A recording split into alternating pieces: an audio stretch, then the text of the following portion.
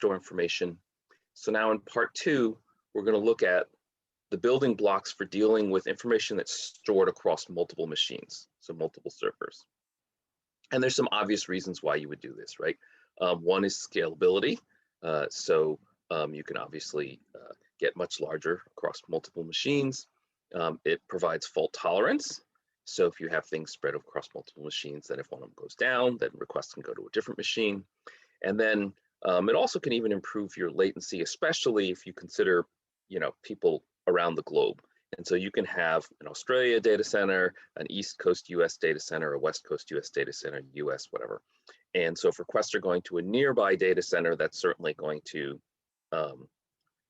be a lot faster than if you're sending your request all the way, say, across the Pacific Ocean to a data center in Australia, something like that. So the author mentions that there are these different architectures. You can have shared memory, shared disk architectures. People worked on those for a number of years and could do types of vertical scaling, but ultimately, you're going to have limitations on scalability. And so,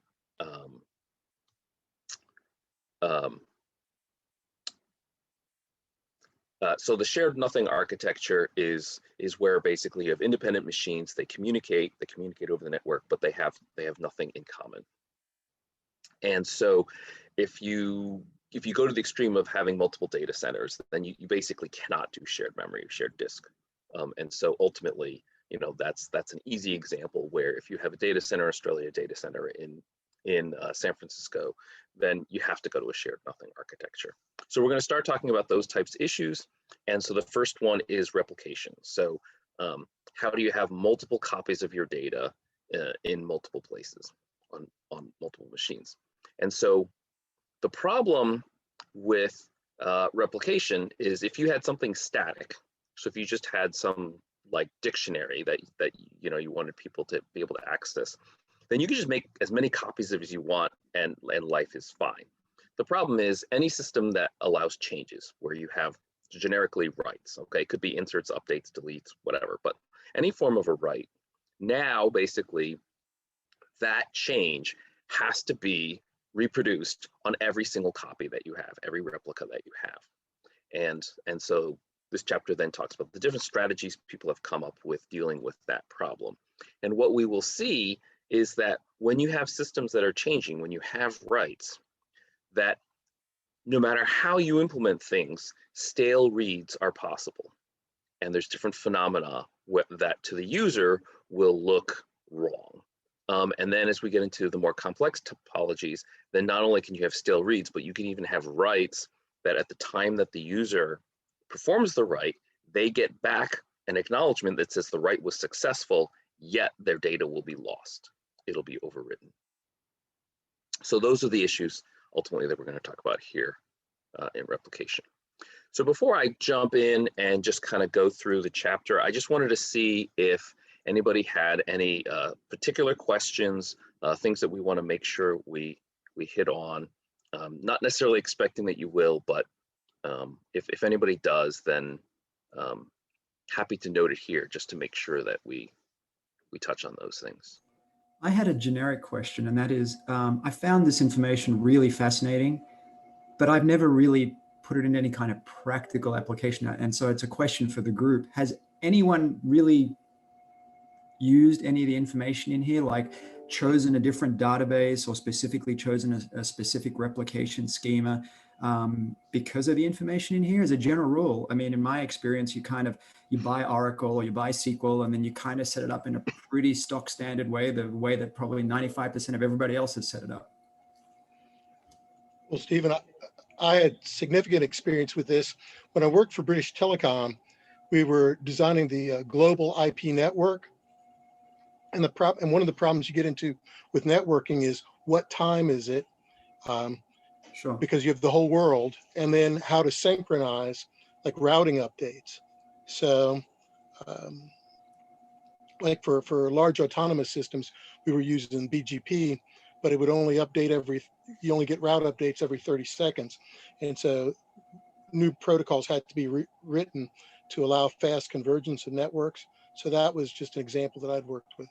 Oh, okay, cool. Yeah, I can say none of my companies have been large enough to need this kind of replication. Obviously, if you imagine a big company like, you know, Facebook, Twitter, Amazon, right? You've got customers around the world. And I think the one takeaway I would say is, right, so you may not be the person who has to like build these systems. You don't have to implement them. But what you want to know is that you can have stale reads, and if it's a multi-leader or leaderless application, then you can have lost writes. No matter what your system is, no matter how you configure it, it is impossible to configure it to make that impossible. So now you do want to pay attention to not only the product you choose, but also, you know, how you configure it, because you can't. So for other things, you can just sort of say like, well, it should just work, right? It should just be transparent to me, and I don't need to know the gory details. But in this case, because there is no, you know, magic pill, silver bullet, you know, you kind of do need to be aware of that someone's making these decisions, and that they are going to at some point have implications for you. Okay, fair enough. I have some experience working with the Google Spanner database. I'm not saying I develop it, I just use it. So as a user of that database, it happens like you can choose, if we want to read some data from Spanner, you can choose a strong read, which uses a strong consistency model, or you can choose stale read. So you can say, oh, it's fine, I just read the data within 30 seconds. It's good enough for me. So in terms of your use case, if you are not that care about strong read with the latest data, you choose like, it's okay to read all data within 30 seconds, then you can get a significant performance improve, something like that. And I'll say that a lot of that stuff is kind of based on, you know, your application, and then within organizations, applications tend to flock together. It's just a, you know, one of the emergent behaviors, right? So like for us, we have a bunch of commerce applications that tend to be system of record kind of stuff. They follow much more single leader kind of models. And then we have other applications on our social side where we're not, we play it a lot faster and looser. And so it's like, yeah, you know, we'll do inconsistent writes on a multi-leader kind of setup and just be like, yeah, that's fine. You know, it'll reconcile or not. Yeah, it's not a huge deal. So it very much comes down to, we look at the application needs, or, you know, how lax we can be with it. And then trade that off. It always tends to be a trade-off for latency. So. Okay, cool. So there are some people who have actually had to think about this stuff. Okay. Because I'm like you, Chris. I mean, when I've implemented stuff, even at the national scale, we've tended to just buy very standard products, like I said, Oracle, SQL Server, that sort of stuff. And then you typically implement a sort of a single leader kind of model.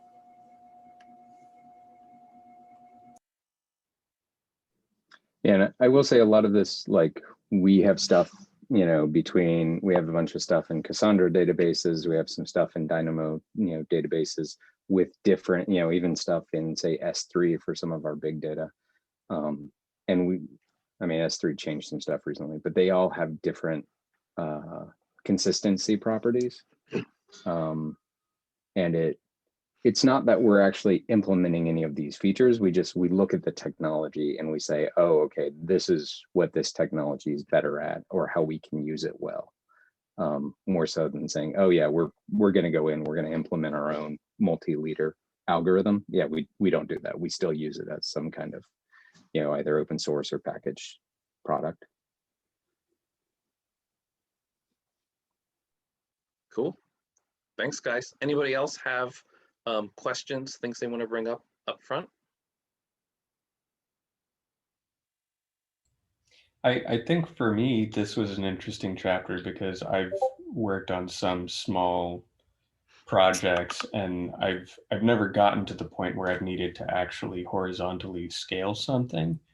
And so it was kind of just interesting to go through the thought experiment of how exactly do people typically do that sort of horizontal scale, because in the past I've not really looked in that direction.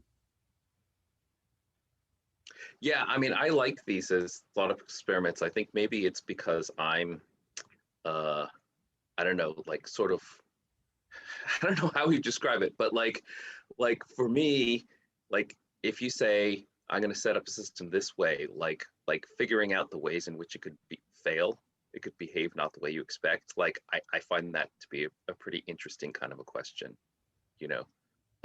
I've always felt like I was a pretty good software tester because it was easy for me, rather than like trying to do use cases where things would work, very easy for me to like get in the antagonistic role of like, what if I do this weird thing that you weren't expecting, you know?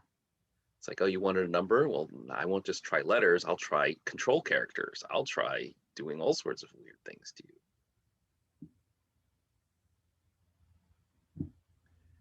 Okay, cool. So we're going to talk about 3 different styles. We're going to start with single leader replication. This is the simpler form. And, you know, you can imagine in theory, it's relatively straightforward if you just have one leader and one leader only. And all the writes go through that leader. They're always sequential. And then the leader just says to however many followers you have, hey, I got it right, and it's sending those out always in the exact same order that it received them. So sort of this worldview is in the same order, you know, everywhere. There's some complexity, you know, so you can have synchronous forwarding of writes from the leader to a follower, and that's going to introduce latency. So the risk is if you don't make sure that at least one follower has a copy of that write, then of course if you have a failure somewhere on your leader, then you could lose that information. So the client could see a success on the write, but you could ultimately lose that information. Asynchronous, much lower latency. You just simply say, fine, I've got the write, I'm going to forward it on at some point. If they're all 100% asynchronous, then we have the situation we ran into. So maybe you could do something like, you could say, well, I'm going to do one synchronous forward. Theoretically, you can purposefully have your synchronous, you know, follower be close to your leader. And so then the idea is that ideally all of those are happening really fast. You're introducing very little latency. And then whatever other replicas you have, those followers, you can do those asynchronously. They can be a little bit slower, but that still gives you a lot of protection against failure or whatever, because you've got multiple copies. And it also allows you to scale up your reads, because the reads can come from any follower. It doesn't have to come from the leader. So this seems like, on the surface, to me at least, it seems like, okay, this is a pretty simple architecture. You know, what could go wrong with something like that, right? And so in this architecture, if a follower fails, it's pretty straightforward. When it comes back up, then it needs to just basically catch up on everything that it missed. So if it missed a little bit, then you're just gonna, you know, have the leader forward whatever writes it missed, just like the normal fashion that it's always forwarding writes. In theory, if you really, you know, if you were down for a month, then you're probably not going to do it that way. So then you're going to do some kind of snapshot backup, apply that to the follower, and then just have incremental writes since the snapshot. Where things get interesting is if the leader fails. Okay, you obviously don't want this to happen, but worst case scenario, you know, this can happen. And so the author doesn't really explain like all the things. Some of these issues are going to come up later in other chapters, but he just basically, you know, lays out a bunch of issues. So if your leader fails, what you're going to do is you're going to promote one of the followers to become the new leader. Okay. Issue number 1, well, how do you know the leader's failed? If you set a really long timeout to be really sure that the leader's dead and gone, then that means that your application might be down for that whole time while you're waiting for that timeout. If you set it too short, then it might just be a simple delay and the leader's actually perfectly fine and there's no need for you to actually fail over. All right, so now let's just say we do think we have a failure. How do you choose the new leader? If you have 5 followers, which one of the 5 should become the new leader? Is there a way we can tell which of them is the most up to date? Is one of them, more up to date than the other? And then once we hypothetically decide, okay, node C is going to become the new leader, how do you make sure that everyone agrees and everybody knows node C is the new leader? And then worse yet, when the old leader comes back, is it going to think it's still the leader? How is it going to know that now node C is supposed to be the leader and I'm supposed to be a follower? You have 2 leaders. When clients are accessing the system, how does the client know which node is the leader? How do I know to send my writes to node C instead of the old leader? So these are all these issues that can pop up just from this one activity of figuring how to do promotion and how to notify everyone, both followers and clients, that you have a new leader. So so these are sort of sneak previews to chapter 8 and 9. So we'll get into more issues about like how to do consensus and things like that. And I thought it was an interesting comment. I've never managed one of these, but because this can get really thorny, there are,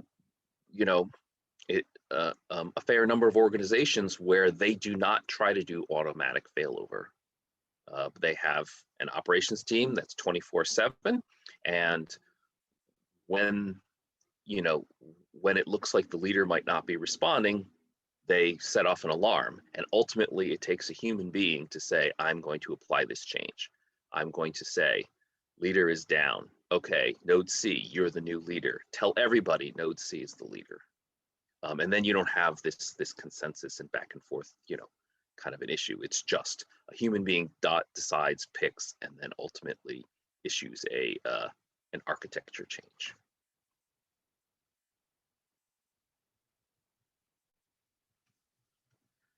All right, any questions about that before we talk about how to actually implement the forwarding of the rights? Okay, maybe it is a bit, ahead of the time, but about choosing a leader, as far as I know, all information is copied the same as any other information from leader to a couple of more nodes. And this is how they, pretty much it is a, choice between these 2 nodes, which I guess is not so difficult. Yeah, Are you going to talk about it now? And I shouldn't have said, ahead. Yeah, I have not read chapters 8 and 9 yet. I skimmed ahead a little bit, but I haven't really read. But you can imagine that you could have a situation where, let's say you have a leader and you have 8 followers. Well, maybe one of those 8 followers recently failed, and so they're busy catching up. So they would be a bad choice to be the leader, right?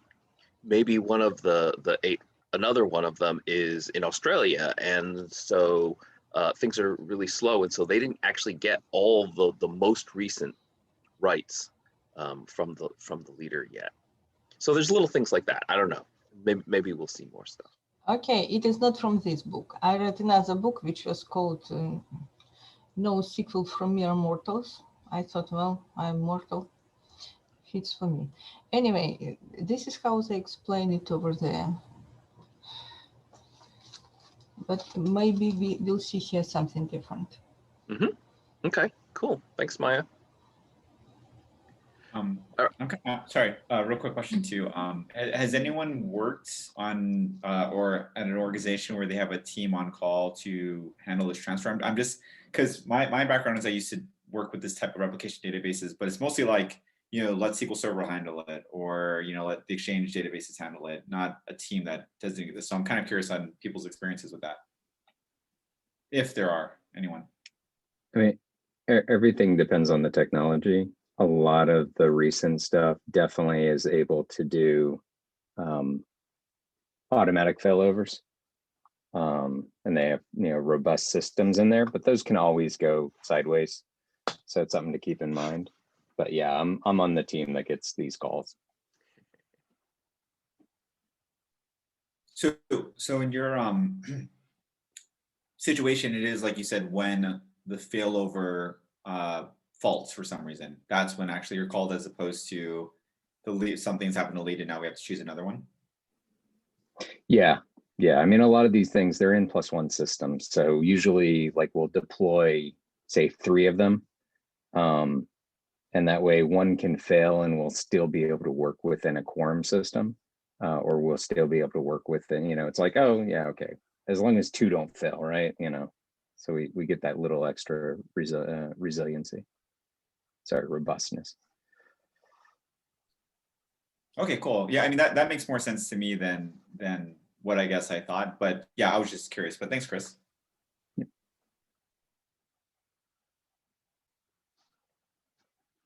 Okay, so the next section is, we just talked, I waved my hands and I said, hey, whenever the leader gets a change, it just sends it off to all the followers.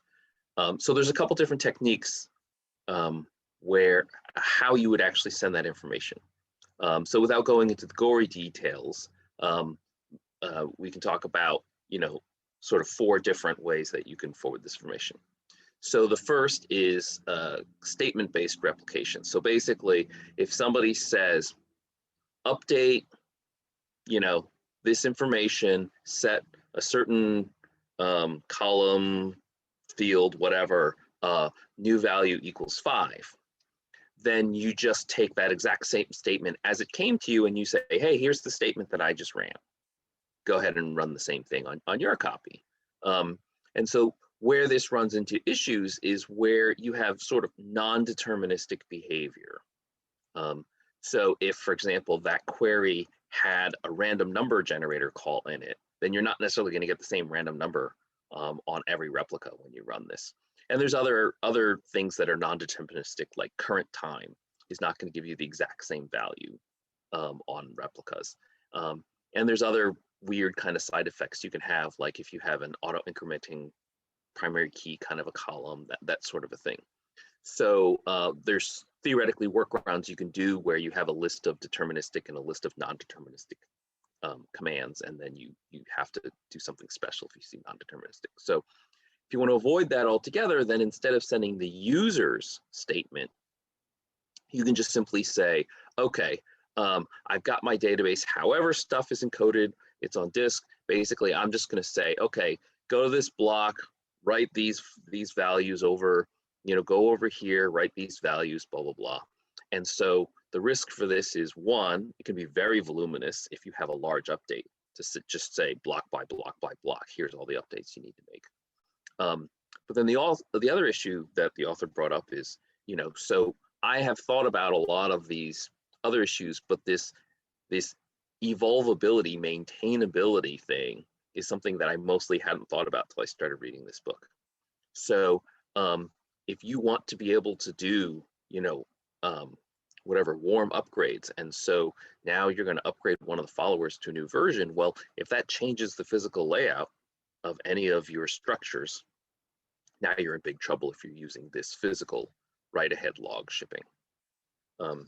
So then there's this sort of intermediate level where you can say, okay, instead of going all the way to the low level and shipping you this detailed physical updates, I'm going to send you logical updates. I'm going to say, here's a key and here are values and here's what I want you to do. I want you to insert, delete, update, whatever.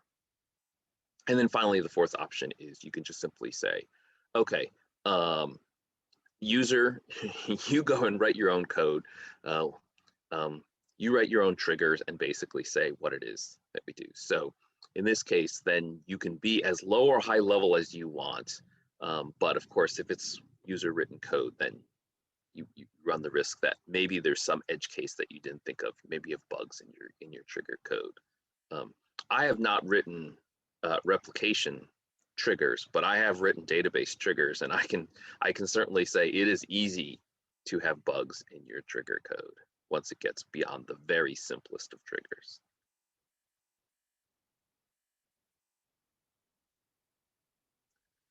Okay, so now what I thought was kind of the fun, interesting stuff, right, is how can this stuff break? And so so the author gives examples of a different way. it's all ultimately replication lag. If you have really slow connections or slow servers or servers that are really just backed up, right? Like they're getting the information from the leader in a timely fashion, but hey, I've got this backlog of 50,000 other writes that I got to process first because I have to process them in sequential order. So even though I may have received that update from you, it doesn't mean that I'm caught up. Maybe I'm running slow. So so it talks about a few different ones. I just wanted to pause here and just see, does everybody understand? So I pasted one of the diagrams from the book in here. I didn't want to paste them all. There's lots of really great examples, but I just included this first one just to make sure if people had any questions about these diagrams, because this form of diagram is used like a gazillion times in the book from here on out. And so we have time, which is represented sort of on the x-axis, and time moves forward from left to right. And then vertically, we have different computers. The computers could be servers, like leaders and followers, or they could be clients. So just like you as an end user running an application, making a request or whatever. And so if you go horizontally, each swim lane corresponds to one computer. And so then the communication between computers is these arrows we see. And so when they're really fast, then the arrows are very close to vertical. And when the communication's super slow, then that's when you see a very flat horizontal kind of a line. So everybody cool with these diagrams? I have a question, real quick. So I haven't come to a point where I had to facilitate what we've been talking so far. So I would imagine with leaders and then followers working with multiple servers, you would have to have some like coordination, like how like Zookeeper is one tool that manages that for I think for Kafka. So from people's experiences, are these typically like built in with the specific like DB that they're using, or are they using something on top of that to coordinate all this? Fair question. Anybody able to help answer that? I was going to say, outside of Zookeeper, I'm used to them being built-in mechanisms and that to be the predominant one or predominant way. So Zookeeper tends to be a nice coordination aspect that some software out there has decided to incorporate, but I still feel like it's in the minority, though it's definitely the plurality, if that makes sense. So with these type of options or solutions, or that I guess we'll be looking at sometime soon, it's a matter of like accounting for these possible cases and then configuring our databases to handle these. Is that, I suppose that's the case? For most, I would say for most software I've seen, yeah. Yeah, so like for Cassandra or something like that, if you have node failures, that's primarily handled by Cassandra itself. Yeah. Right. So a few years back, I had looked at Oracle's product Golden Gate for a company. And what was kind of interesting to me, I mean, so it's basically the same thing. It's just a synchronization layer or a coordination layer you put on top of relational databases, specifically aimed at Oracle. But one of their claims, which again, I never got to the point of being able to test it, was that they could actually synchronize any relational database. So you could have an Oracle database at one location and then a SQL Server at another location. And because this was a layer on top, it would actually synchronize them and coordinate them. Yeah, Golden Gate is a statement-based replicator, if I recall correctly. So that's how it tries to go anything that's SQL, ANSI, 1995 compatible. It would be able to do that replication on. It is one of those that's kind of it definitely makes the leader follower model, but I think to the point of like automatic failovers and everything like that, it's one that still expects you to be managing a lot of your failover characteristics, or sorry, a lot of your failover events. Yeah, I can say I haven't done it recently. Like SQL Server, Microsoft SQL Server, I've set up replication, and there was no automatic failover. You know, the replication lag and catch up and all that, you know, was handled automatically. But your leader single leader goes down, you got to deal with it. I've worked with Oracle, and I've worked with MongoDB, and MongoDB definitely has that, where it will do the election and then vote for a new leader, and you have to set up another node that manages all of that. And then I think, if I remember correctly, Oracle also had that built in, where you could have it so that it would automatically fail over to another instance, and then that became they used to call it master slave. That became the new master. Yeah, the thing that I find a little bit scary is that if you have a failure on your leader, there may be rights that the leader told clients were successful that have not yet been replicated to the followers. And so you can have a loss of data. And I think that's why, you know, back in the day, I mean, I have not done this recently. I'm sure that these products have evolved and gotten better. But so if you do automatic failover from a uptime perspective, that's great. That, you know, you don't have to wait for Chris to get a text and then log on and then say, I'm going to promote node C. So from an uptime perspective, it's great, but, you know, somebody still needs to potentially deal with the fact that there's you know, logs that have not been pushed out and potential loss of data. And if you have like financial information in this Oracle database, Steve, right? Like, oh, you can't just suddenly have, you know, $10,000 disappear. Yep, agreed. Yep. And I think this is one of the big things to kind of highlight is we're kind of lumping two things together here.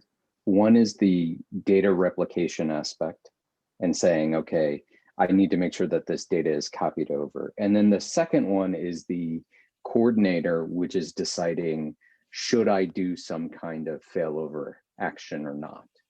Okay, and you'll see this like, you know,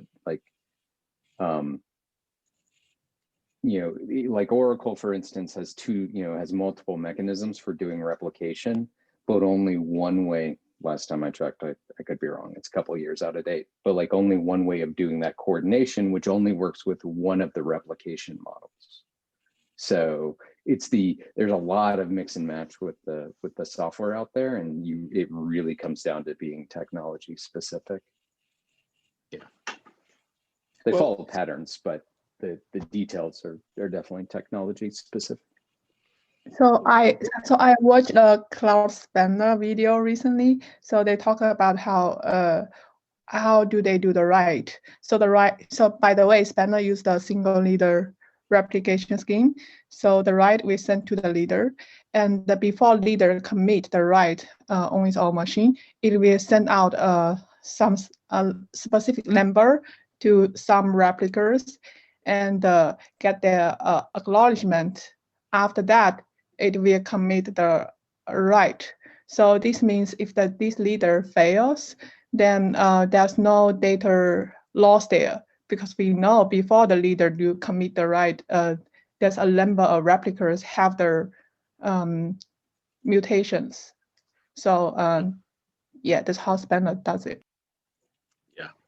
Yeah, so that's where you have synchronous forwarding of information, where basically the leader cannot acknowledge success until it is sure that N replicas have received. Yeah, but not all the replicas, just a number. Yeah. Right. Cool. Thank you. There's the quorum section down further, which I think that's more a bit of that model, with regards to it still needs a quorum of stuff to respond, not necessarily there's a quorum necessary for leadership handling. And that, again, it's the replication model versus the coordination model. Yeah, one thing I find a little, I don't know if it's confusing or complicating, is that there are two layers here. I'm going to confess to some real weirdness. I have a NAS in my house, a network attached service, which runs RAID. So at the physical level, everything that's written to that NAS is replicated, and the NASs can replicate each other because one copy is always offline. But so I think to Stephen's point, like if you install Oracle on a real server, you're probably going to have some sort of RAID storage attached to it. So you'll get local replication. And then in some of the conversation, we're talking about transactional integrity. And if you think about like just your operating system, if you have multiple users on, you get into the whole system of locks and synchronous integrity to make sure that your state stays known.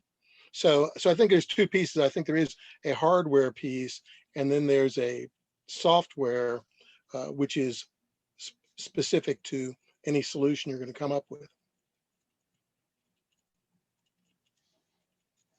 Yeah, thanks, Stephen. So I love this. So I appreciate people sharing, and this book is talking about concepts, and it's also a couple years old. So you get to specific products, and then you get to specific use cases, and there's interaction of a lot of different components. So we haven't yet talked about transactions and things like that, but ultimately these are the issues, and so it's cool to be able to talk about these things. So if I can move on, I'm not going to go into tons of detail. I've got stuff in the notes, but basically there's if I remember right, there's 3 examples given of how replication lags. So even if you have single leader, you have no failure, everything's just running, you can still have phenomena that doesn't look right to the user. So the first is reading your own rights. And so it would be very weird if I went into my profile, I said, change my email address, click save, it said profile saved successfully. I then refresh my screen and I see my old email address. Okay, and so that's the problem that they're dealing with here, is because when I refresh my screen, I might be reading from a different replica that hasn't yet received. It will eventually, but at the time that I refresh my screen, it hasn't received that update of my email address from the leader yet. So that's a problem with read your own rights consistency. So then monotonic reads is the problem where things look like they go backwards in time. And so I think I might have mentioned this last week. I'm looking at baseball scores and I see, oh, the Yankees, it looks really good. They just scored a run, so they're up 1-0, and they have the bases loaded with no outs. So I'm thinking to myself, well, that's a really good situation for the team trying to score. Maybe they're going to score again. So I refresh my screen, and then it says the score is 0-0. So I hit a replica that didn't even get that first run scored. And so instead of 1-0, it actually went back in time. It says 0-0. And then the other thing that you could see that's not really a problem with single leader, single partition, but you can get this situation where you have rights appearing in the reverse order. So the example they gave was, you get an answer before you actually see the question. So these are the kinds of problems that we can have, and this is even before you get into other more complex situations. So if you really want to make sure that to avoid these, the author mentions, we can do transactions. That's chapter 7. And then other ideas are going to be in chapter 9 and then ultimately in part 3 of the book. So that's the first part. That's just dealing with general replication issues and how single leaders implemented. Any other comments or questions before we move on to multi-leader?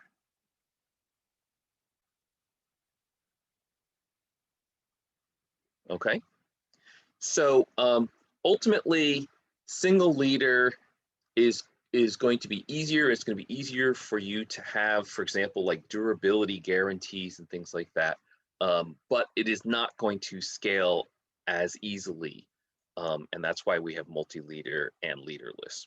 So if you have a single leader and you have multiple data centers and you have a global product, you know, let's say your Facebook, then saying that all rights have to be written to the San Francisco data center.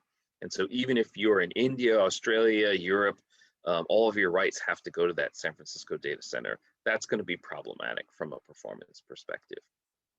And so you could easily imagine that you would want a multi-leader situation. So maybe you have one leader in each data center. That's a pretty common configuration, pretty intuitive, right? Another example of the same technology is where you have offline operation. So actually my company uses this. So we use Couchbase.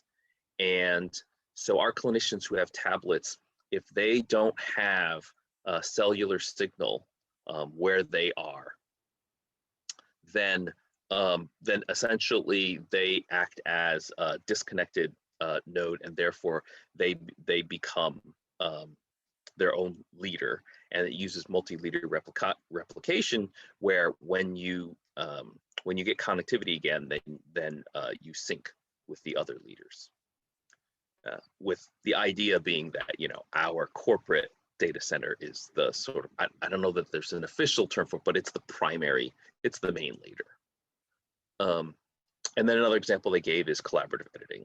So Google Docs is essentially this giant multi-leader replication where people can be editing the same document at the same time. All right, so we have all the same read problems that we talked about with single leader replication, but now with multi-leader replication, in addition to that, we now have the possibility of write conflicts, because one person can say, update this particular key on leader A, and a different person can update the same key on leader B, and neither of the two leaders knows about it. And as they start trying to propagate that information to everybody else, then all of a sudden you've now got conflicting rights to the same thing. And the question is, what's supposed to happen? So a few comments here. So if it's possible to design your user level application to avoid this possibility, that's really the best, because write conflicts are not easy to resolve. And then a few things mentioned here. There's more later in the chapter. So you can say last write wins. So you have some sort of timestamp or arbitrary ID. You're potentially going to just lose data and not even know that you lost data because you get two writes and one of them wins. The client was told that other write was successful, but it's gone.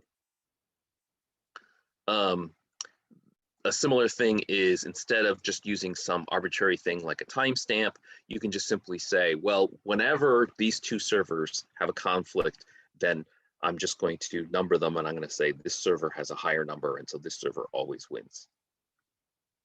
Same problem with loss of data. You can merge the information, and so that would be a way where you don't lose information, and then theoretically, I guess you would hope that a user at some point would see, oh, we have these two conflicting things. Ultimately, if you don't want to keep this concatenated funny thing, then you pick. And so then the third write would basically say, okay, now this is what we want to keep. And then the other thing you can do is you can have a conflict log. And so I've seen, simple applications, a lot of them, they'll just have a conflict log. And so you just alert the user and you say, here's a problem.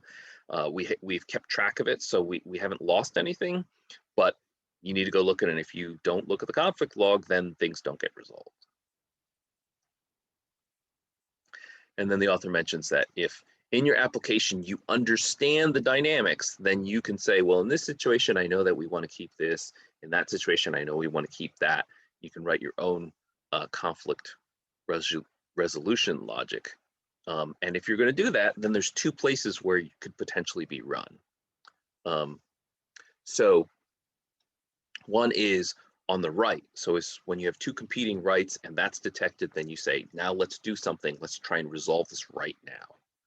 But the other possibility is that you don't do that. You wait until someone tries to read this. And at that point, when they detect that there's two alternate versions of things, then you either run the automated code to pick the winner, or you can then prompt the user and you could say, hey, what do you want to do about the fact that you have two competing rights here? The next thing that the author talks about are some of these automatic things. So I am not familiar with these. I don't know if anybody here has any experience with, but there are these conflict-free replicated data types, these CRDTs. I have not used those, but they have built-in sensible conflict resolution rules. There are these mergeable persistent data structures. I don't know if anybody knows what the difference between three-way merge functions and two-way merge functions. And then this operational transformation algorithm that's used by Google Docs and other applications. So if anybody can help shed some light on any of these three, this is not my area of expertise. So the three-way merge versus a two-way merge.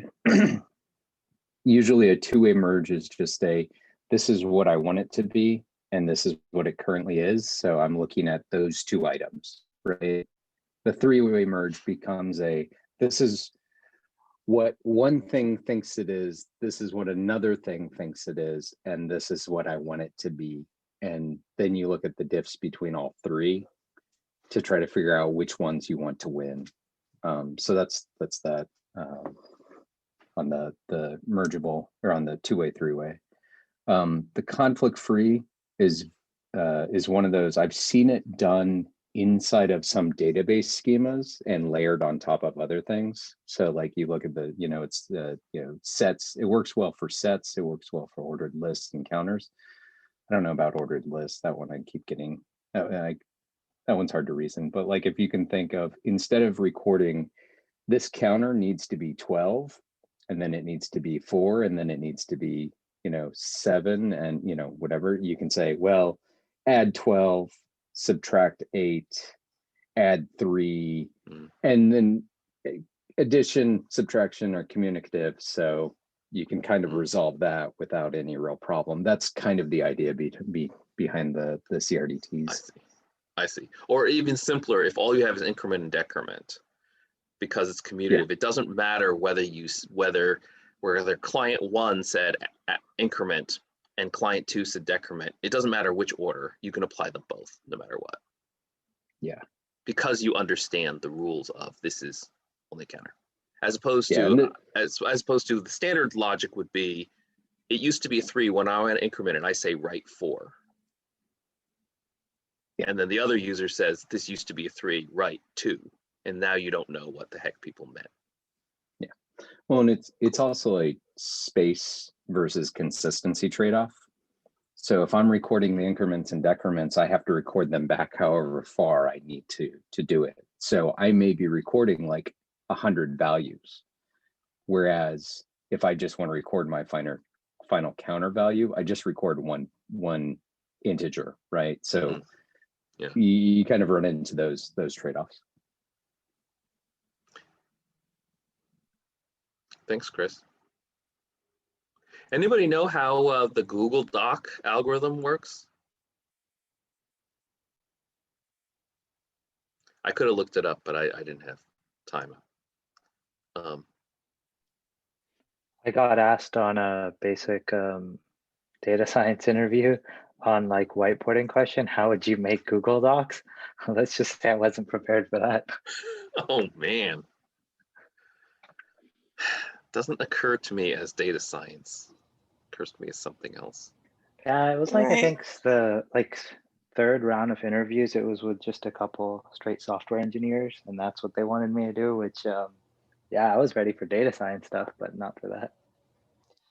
They work with the closest cluster which they can access. There is a, I don't like very much the presentation of the book because they just pile up the number of problems without much of solution. I would, at this point, if I would know anything else, I would feel like my feet are off the ground, rather uncomfortable. Anyway, there is if you're like me, you can Google ACID versus base and add the word databases, one word. And you see that base is what basically available, soft, safe, and what eventually consistent. And I personally find the terminology touching. It has a promise, Anyway, the thing is that they save everything on the closed cluster, which is closed to you. And you communicate only with this cluster. You don't see what happens on others. They just propagate their changes across other clusters while you're working. And eventually it is consistent. Yeah, but I think the really tricky part, Maya, is what happens, what's the algorithm where if you and I open the same document and we both start typing characters in the same sentence at the same time, right? Okay, I did that's it. where this operational transformation algorithm has some logic to it. Yes, I understand. And I did it, but I did it here, I mean, with a person who was in San Francisco. And it looks like we were just directed to the same cluster because, well, it looked like, we were working at the same time. Mm-hmm. Yeah. I don't know what would happen if the person would be in, say, Australia. Didn't try it. Yep. Yeah, obviously the farther and slower, the more it exacerbates the problems. But the problems can theoretically happen even if you're, super close. They're just less frequent. Oh, yeah. All right. Mm-hmm. Anybody else? Any other comments or questions? All right, so moving on, the last section under multi-leader is just topologies. So common topologies, you can have all to R, all to all, so just a star where everybody talks to everybody. Well, actually, I shouldn't call it since it's a different star, but also you can have a circular, and the vanilla simple circular is just a unidirectional ring. You can have more complex multi-ring or whatever bidirectional rings, but the book that just starts with the simple building block, which is a unidirectional ring. And then a star type structure would be you have a central hub and everything is floating around it. You can generalize it to have more hubs. You can have a tree shape, but the whole idea with circular and star topologies is that data being forwarded now requires multiple hops. All to all, it's just a single hop from one to all other replicas. In a circular or star topology, any one individual node isn't responsible for talking to as many other ones, but instead what it requires is multiple hops. So there's efficiency from sort of packaging up multiple writes and then sending them together on multiple hops. But then you basically need to keep track of which nodes have seen these writes. Otherwise you run into the possibility of an infinite loop where you're just forwarding the same write over and over again.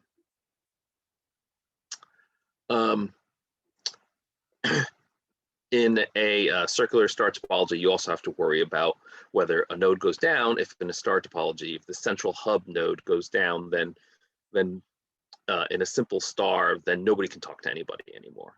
So it's a single point of failure. And then the author mentions that the consistent prefix reads problem, you know, you can still have this problem with the all to all. And then at the very end, we're going to talk about version vectors, which, you know, Chris, you mentioned that these CRDTs, they're going to take up a little bit more space in order to trade off for these better properties. You know, version vectors can handle generically without having specific data structures with limited APIs on what interactions are allowed. And oh man, that seems to me like a lot of information that you're now going to be storing even for just like a single int. All right. Any questions about multi-leader before we get to leaderless? All right.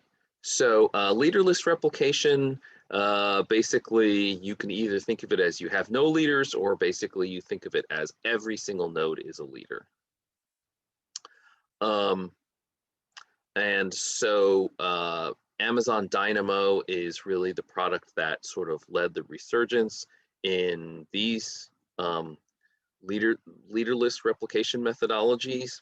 And when you get down to the actual implementation, if you're needing to talk to multiple nodes, either the client can directly talk to multiple nodes, or in some of these applications, you actually have this coordinator that sits in between. And so the client only talks to the coordinator. It doesn't necessarily know that behind the scenes, there's X many different nodes that are being talked to at the same time. So the benefit of leaderless is that when you do an operation, instead of having a single point, you can go out and you can just simply say, I need a sufficient number of nodes to be up, and then the result will be considered successful. And so if you're trying to do a write and some of the nodes are down, no biggie. As long as you have enough of them, what eventually we're going to talk about, a quorum, then the operation can be successful. So when you're doing read operations, you also now need to read from multiple nodes in order to, and if you have a sufficiently large number of them, then some of them may have older stale versions, but other ones will have the new versions. And basically as the client, if you get back 2 responses and one says, well, the version 3 value of the counter was 4, but the version 4 value of the counter was 5, then you know, okay, I'm going to use the newest version. I'm going to use the version 4 value.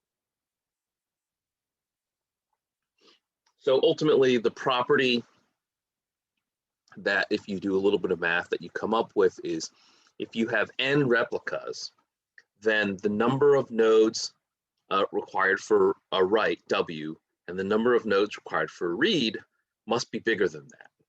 And if you do that, if W plus R equals n plus 1, then basically you guarantee that for any number of nodes W that you wrote to, and any number of nodes R that you read from, that actually there must be an intersection. There must be at least one node that is in both of those.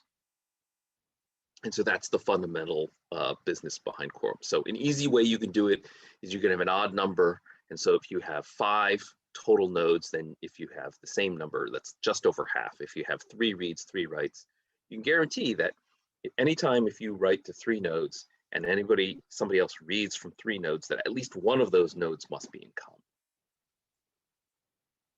common. And then basically, if you do 5 and 3, then basically you can tolerate 2 failures, and the system can still work. The more extra nodes you have, then theoretically the lower the latency, because you're only waiting for the first 3 to come back. So if you only have 3 nodes left, then you need every single one of those 3 to respond. If you have 5 nodes and you're waiting for 3 responses, then you can send asynchronously information to all 5. But as soon as the first 3 come back, then you can go in and you can acknowledge that this was a success.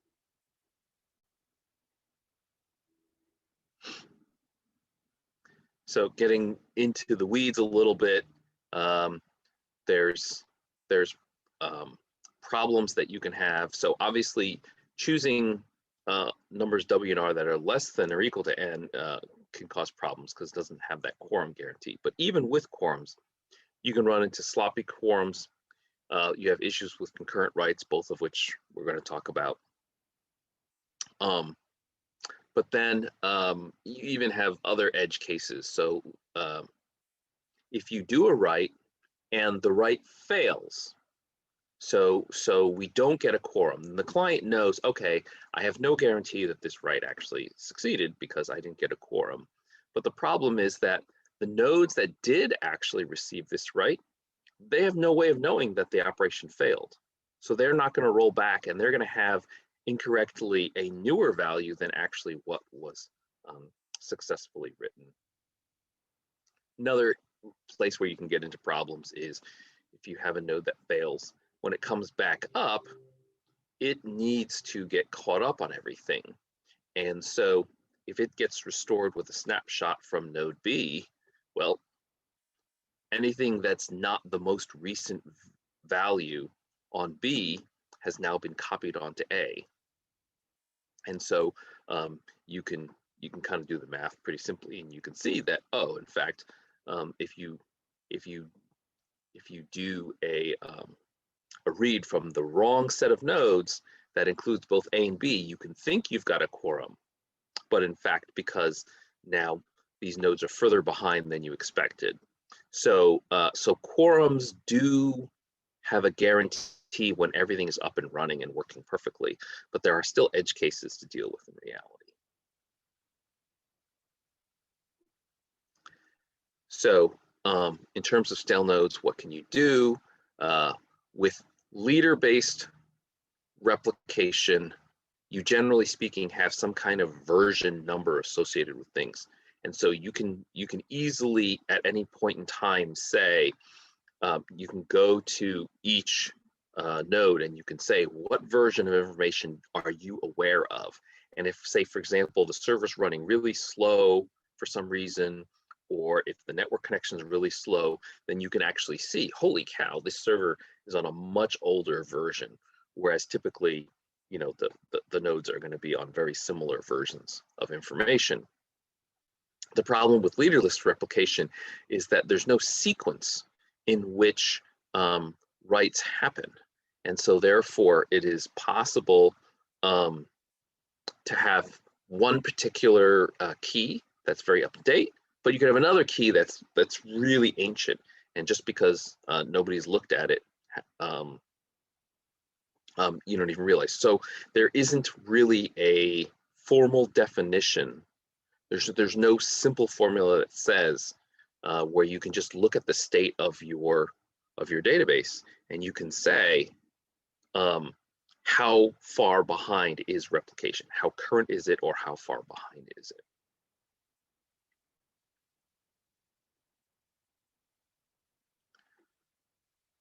All right, sloppy quorums is this topic where if you have node failures and you don't have enough nodes for a write, the standard rule says you're supposed to just return an error message. But what you can do instead of returning an error, if you want more availability, is you can say, well, I have these other nodes that would normally be storing different information, but I'm going to temporarily store the key on here. And when some of my other nodes come back, then I'll use this hinted handoff. I don't know why it's called hinted handoff, but basically it'll then push it back to the nodes where the data is supposed to be on. And so that's a sloppy quorum. And so the idea is that this will give you some level of guarantee around persistency because you're spreading it out over W nodes. And so there's a heavy level of reliability, but then you're really increasing the chances for, you know, like stale reads because now again it's not a true quorum anymore. All right, let me pause here real quick. I know that we're kind of running out of time. Ryan, I don't know if there's anything in the chat, any questions or anything like that. I see a few chat messages. Any questions?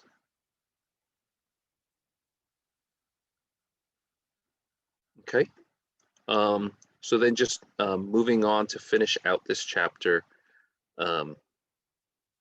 multi-data center operation, there's a few notes that the author gives. So you don't necessarily want to treat all the nodes the same. So if you have like, you might want to implement it so that you guarantee that you have like some of the N nodes in each data center and they're all spread out. But also you can design architectures that specifically expect slow connections between data centers. And so maybe they mentioned like React uses the initial replication within a data center, and then it uses a multi-leader strategy to do sort of eventual consistency, spreading things between data centers. So then the last big topic is this concurrent writes business. And so this is how to deal with, you've got multiple writes, and if two people are trying to write to the same key, how do you resolve these things? And so there's a little bit, talks about what is concurrency. And so if A is aware of B, then B happened first. So if I know that B inserted something and I'm now updating it, then clearly that insert happened before I update it. But if two people are doing updates, two people are changing, the topic on a particular item, they could be doing it. And so regardless of wall clock time, they're considered concurrent if there's no causal sort of dependency between the two. And there's an algorithm here that they show where basically you track versions, and clients have to basically do a read before they do a write. And so then they can say, based on that read, I knew about version number X, and now I'm doing a write. And so then the server can maintain based on what writers knew about, what version they read from before they did their write, keep track of things, and they have to keep track of multiple values in the case where you have concurrent writes. And then ultimately, this can be extended to this version vector business where it's not just a single server, but you have a version number tracking per replica. And the main complexity whenever you do this is that if you do a read and you get back all these different versions, then when you want to do a write, you have to decide, how am I going to merge, resolve all the different information from the different versions that I read. And so I thought there was an interesting example in the book where a union operation was performed on a shopping cart. That seemed like a pretty safe vanilla thing. So if you have two different inserts and they collide, then you just put them both in. But that didn't handle the use case where somebody removed something from a shopping cart. So you remove it from a shopping cart, you refresh the screen, and now all of a sudden the thing that you removed is back. You remove it again, you refresh the screen, all of a sudden the thing that you removed comes back to your shopping cart. So, so that's the last topic, just to kind of wrap up things here for the replication chapter. So any questions, any last comments? I don't have a question, but I have a suggestion. Maybe somebody can do these experiments with Google Docs. And well, if they're sufficiently far enough from each other, like there are definitely different Google data centers which handles the information. Yeah, I mean, I think, even if we're close, I mean, if you are in the same document, we both put our cursors at the same spot, we both start typing like mad, right? Mm-hmm. It's kind of interesting to see, like, is it going to do something where it keeps all of the characters you typed and all the characters I typed together, right? Or at any point are you going to see them interleaved? So I don't know. I'm not really sure, how it does that. But you can imagine that most of the time you're not going to run into really bad collisions like that. But yes, there are going to be edge cases, right? So I can do things like I can delete I can delete 10 pages in one fell swoop. But Google keeps the versions other people introduced. And unless you delete them, they're here. Yeah, but I'm just saying that I don't even know. I don't know what the algorithm is. I don't know what is, if we have 5 people that simultaneously all try to do inserts into this one paragraph, and at the same time I delete the entire paragraph, what is the final state? Is the final state no paragraph? Is it the original text is gone but the 5 inserts appear? Like they're I'm sure you know, we can look up on the internet what that algorithm is. I just don't know off the top of my head. But in the book, what it's saying is that specifically the algorithm is dependent on the fact that it is a sequence. So in this case, a sequence of characters. There is something fundamental to the algorithm that it works on a sequence. Yeah, I understand. List, basically. But if somebody can do an experiment, I will be very curious. Okay. I think one of the things that was interesting to me is how reliant we are actually on high expectations of the networking, that we're going to have somewhat low latency and have enough throughput to handle the possibility of a failure in the transfer and all of that stuff. I can imagine that in certain cases you might end up significantly backed up, and that might be significant network traffic. So it's just kind of interesting to think about how good our technology actually is in that regard. Yeah, that's a good point, Ryan. I mean, you don't expect your Facebook or your Twitter feed to be, you know, incomplete, right? Mm. You just expect it to be perfect.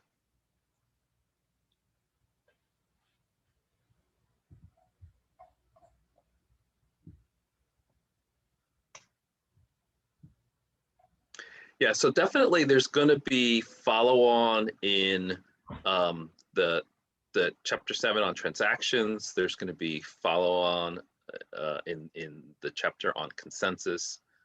So there are going to be ways to ensure certain properties for certain use cases. So for example, you know, banking, I'm sure, you know, they're not just gonna be like, oh, well, we had a stale read, we had a missed write, you know. And those are lower volume transactions, so they can probably, you know, tolerate the extra overhead. But, you know, the extreme cases, you know, your Twitter or something like that. And so you just need to be fast.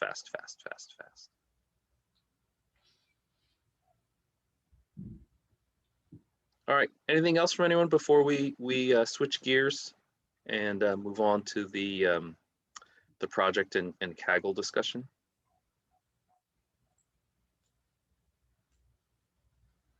All right, well, thanks everyone. I hope to see you next week on the NFL competition recap, and then chapter 6, the partitioning and sharding conversation.